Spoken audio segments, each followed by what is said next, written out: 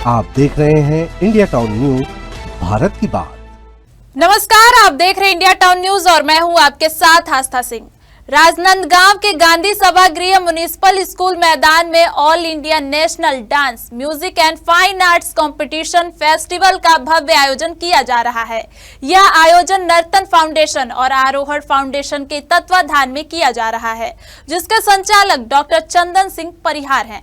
कार्यक्रम की विशेषताएं शास्त्रीय एवं लोक नृत्य प्रतियोगिता, गायन एवं संगीत प्रस्तुति, चित्रकला और ललित कला प्रदर्शन और देश भर के कलाकारों की भागीदारी है, जो अपने आप में इस आयोजन को भव्य और खास बना रहा है।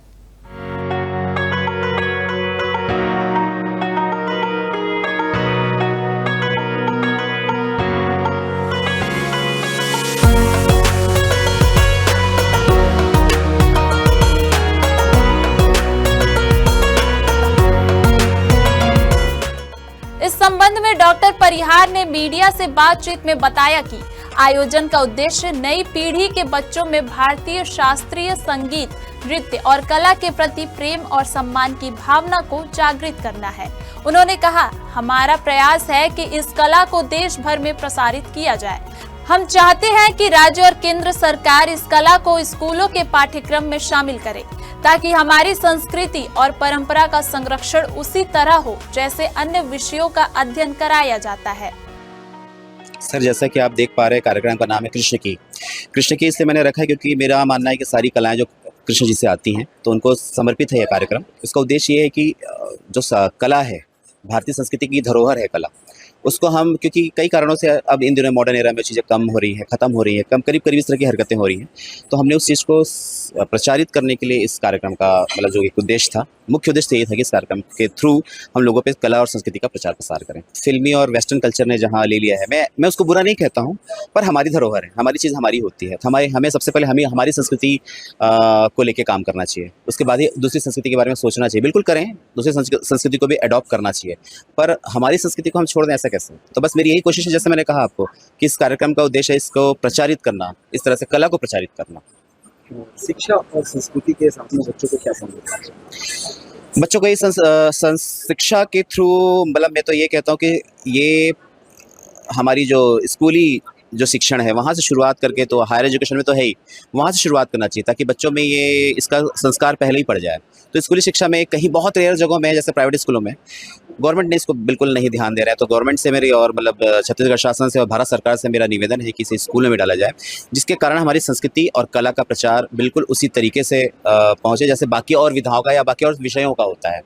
तो यही मैं चाहता हूँ कि शिक्षा भी करें, साथ में अपनी संस्कृति का प्रचार प्रसार भी जो बच्चे हैं लें और इसको आगे बढ़ें और देश विदेश में नाम कमाए कला, क्योंकि हमारी धरोहर है और इससे हमारी भारतीय संस्कृति की पहचान जो है वो पूरे विश्व पटल पे हमारे बड़े बड़े लोगों ने किया है। तो और भी हमारी ये नौनिहाल जो है वो, क्योंकि बच्चे अभी बहुत स्मार्ट हैं, उनके पास मीडिया है, तो बच्चे हैं वो उसको और भी मतलब शालीन तरीके से पहुँचा सकते हैं। कार्यक्रम की जानकारी देते हुए आगे डॉक्टर परिहार ने बताया कि कार्यक्रम का नाम कृष्ण की क्यों रखा गया है। डॉक्टर परिहार के अनुसार इसका उद्देश्य भगवान श्री कृष्ण को समर्पित करना है, क्योंकि सारी कलाओं का उद्गम भगवान कृष्ण से ही माना गया है। इस फेस्टिवल में देश भर से प्रतिभागी कलाकार शास्त्रीय, लोक एवं समकालीन नृत्य, गायन और ललित कला के विभिन्न वर्गों में अपनी प्रतिभा का प्रदर्शन करेंगे। आयोजन समिति ने बताया कि यह मंच उन सभी कलाकारों के लिए खुला है जो अपनी कला के माध्यम से भारतीय संस्कृति को जीवंत रखना चाहते हैं। फाउंडेशन की टीम ने कहा कि इस फेस्टिवल के माध्यम से राजनांदगांव कला और संस्कृति का एक महत्वपूर्ण केंद्र बनेगा।